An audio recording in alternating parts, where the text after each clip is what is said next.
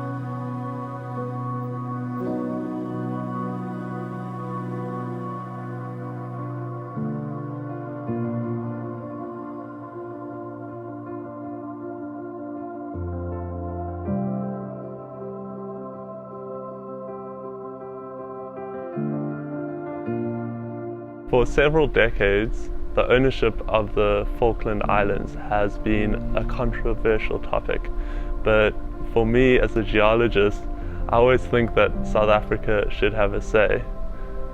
150 million years ago, the Falkland Islands were part of South Africa, and walking over West Point Island, we see the exact same sandstone that lies on top of Table Mountain in Cape Town. Reaching the far side of West Point Island and descending the valley through the very tall tussock grass, and then emerging on the other side to see a colony of black-browed albatross. I think it's one of the most beautiful things, and in between are small rockhopper penguins also nesting.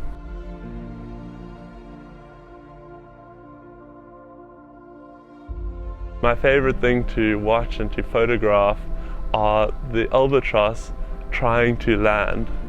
They swoop down into the wind, the prevailing westerly, and they try to slow themselves down, arc their backs, spread out their tail feathers, and they use their webbed feet like rudders to try and steer themselves into place.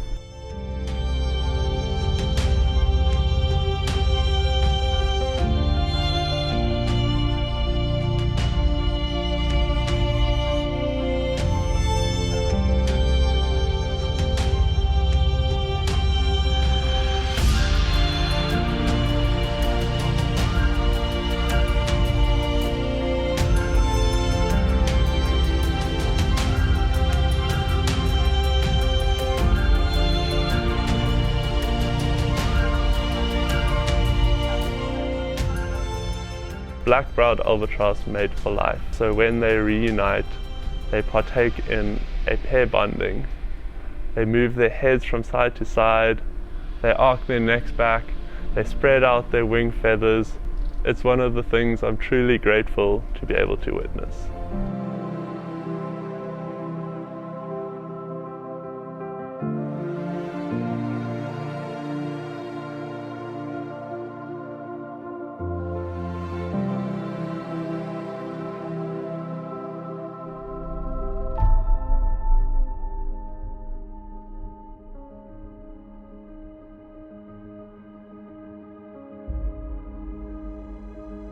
Grytviken is a place where industrial landscape, nature and exploration history meet head-on and become intertwined.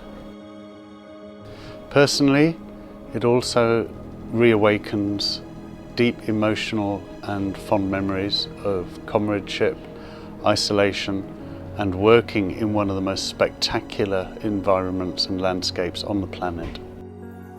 The whaling station's machinery, now stripped of the corrugated iron of their sheds, stand in mute testimony to the hard lives of the whalers, to the explorers, including Shackleton, whose expeditions they so often lent support, and finally, of course, to the whales themselves, killed in tens of thousands whose numbers have yet to recover.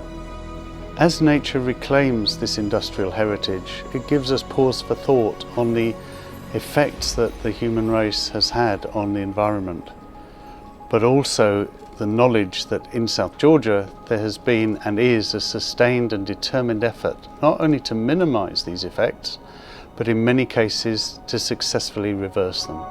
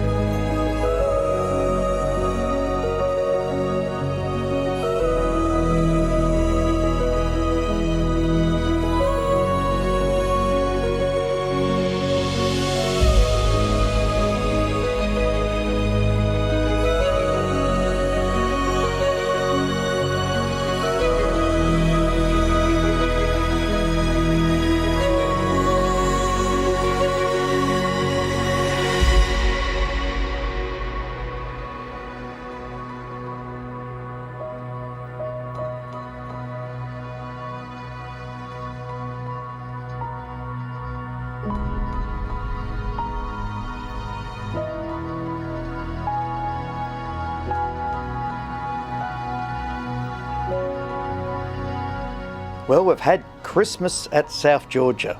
What a place. In a traditional tale, there were 3 kings, but at South Georgia, there were thousands of them. King penguins, the most beautiful of all of the penguins.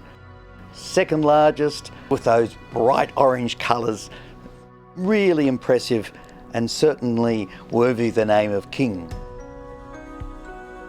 We saw them coming out of the water, having spent time out at sea fishing, walking up the beach, trekking inland towards their colonies, past penguins that were molting because every year the adults have to molt. And they're all always a little bit irritable at that time and stay at the edge of that large colony. And eventually the penguins would arrive at the colony itself where the chicks were, with their brown fluffy down. Many of the chicks are bigger and fatter than the adults. Eventually the chicks start to molt that brown and the adult plumage emerges from underneath. And just the sheer number of penguins is a spectacle in itself. And I often get asked, how many penguins are there? And I could say I've counted every single one, but I would be making that up. There are thousands of them.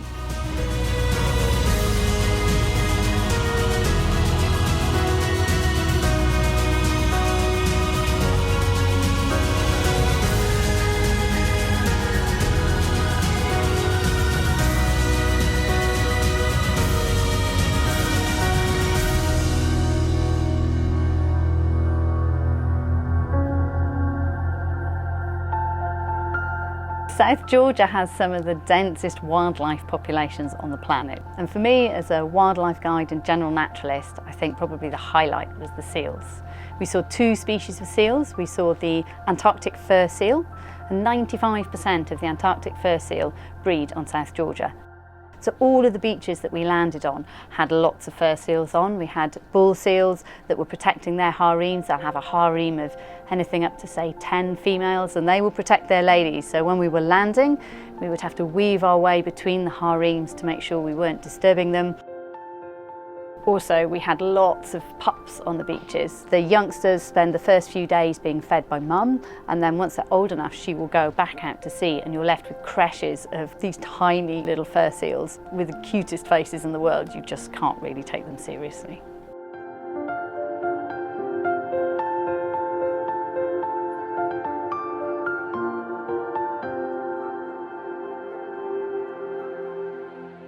The other species of seal that we saw was the elephant seal, and they are the largest marine mammal that isn't a cetacean, and they can weigh up to 4 tons.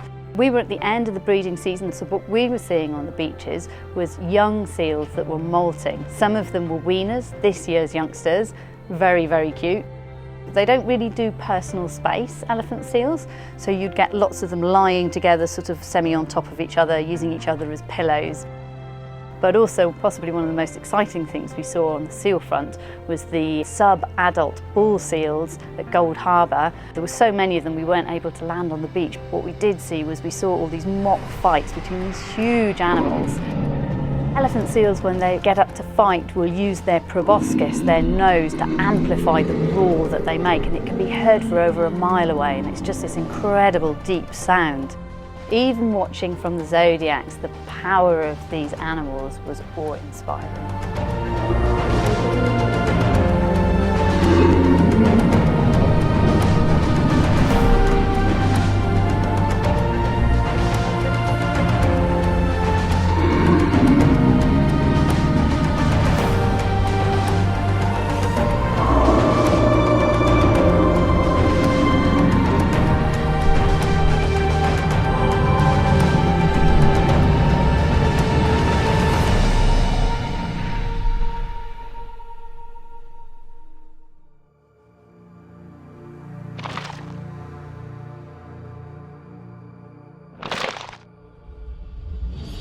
Visiting Antarctica is always a rewarding experience, but these expeditions aren't all fun and games. The environment constantly challenges us. It's unpredictable. Ferocious winds, sudden snow showers, and then the swell picks up, causing us difficulties at the side gate where we board the Zodiacs. We work very closely with the deck department. They're the strong arms that are helping us in and out of the Zodiacs safely. And those Zodiacs are crucial for the full expedition experience, getting us in and around the icebergs, the ice flows, and close to the coastline, giving us intimate encounters with the wildlife under the expert guidance of the expedition team.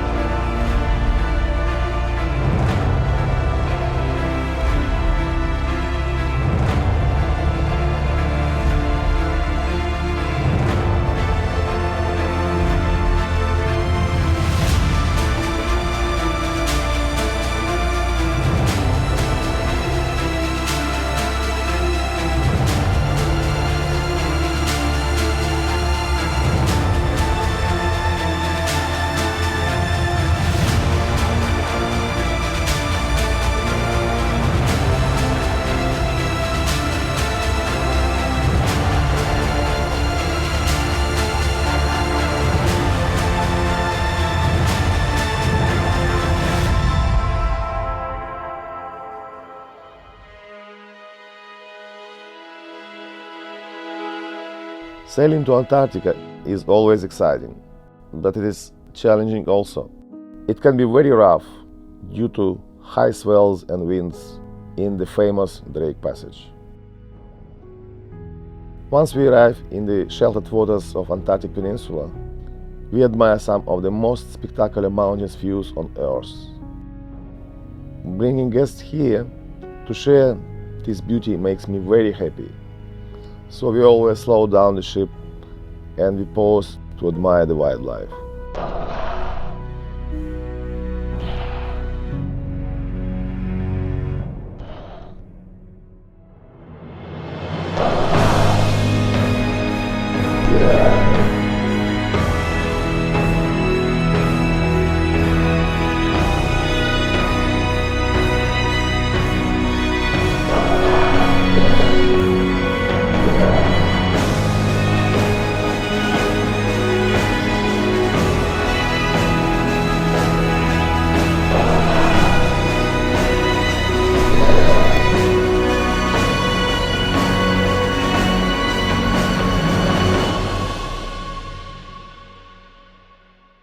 So guess what we saw when we reached Antarctica? More penguins. We saw the Adelie penguin, beautiful crisp black and white with the lovely white eye rings. We saw Gentoo penguins with the orange bill and the white ear muffs. And on New Year's Day, we saw the chinstrap penguins, looking a little bit worse to wear, staggering home after their New Year's Eve parties. The penguins were all in their breeding mode. This time of the year, it's all about creating a nest, bonding with their partner, taking it in turns on the nest as they come and go. Some of the nests had eggs still, nearly ready to hatch. In other nests, there was young chicks, very small. Other penguins had more advanced chicks and they were nice and plump and fluff with their bodies getting full of food. And we did see some feeding, and the lucky chicks, they got krill.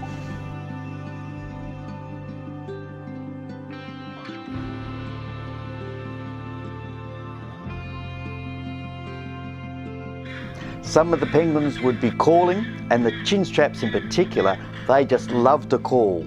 Often one would call and that would set others off, and you can see the effort that they go into.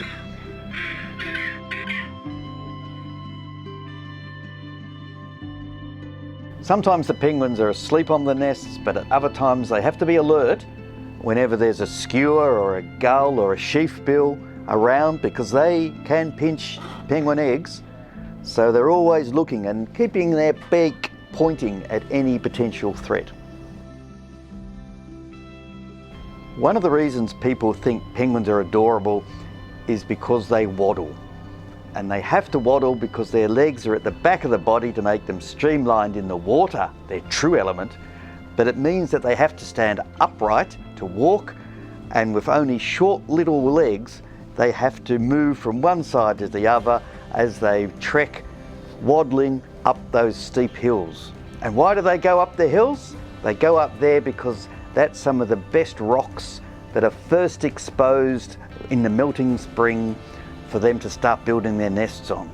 But it's a hard trek to make, up and down, to get those best nesting sites.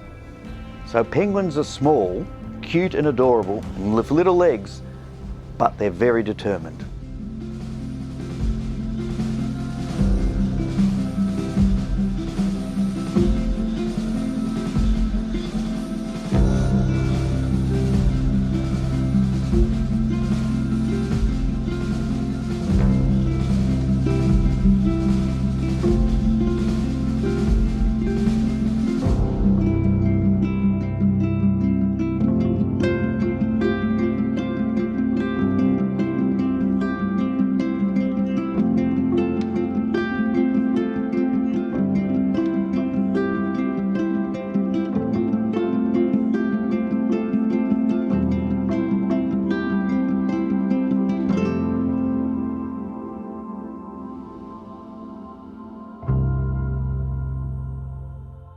We came on this voyage to experience something remote and exotic, and it has changed us forever.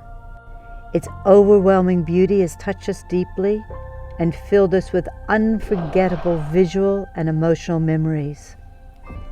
In the words of Andrew Denton, if Antarctica were music, it would be Mozart, art, and it would be Michelangelo, literature, and it would be Shakespeare, And yet it is something even greater, the only place on earth that is still as it should be.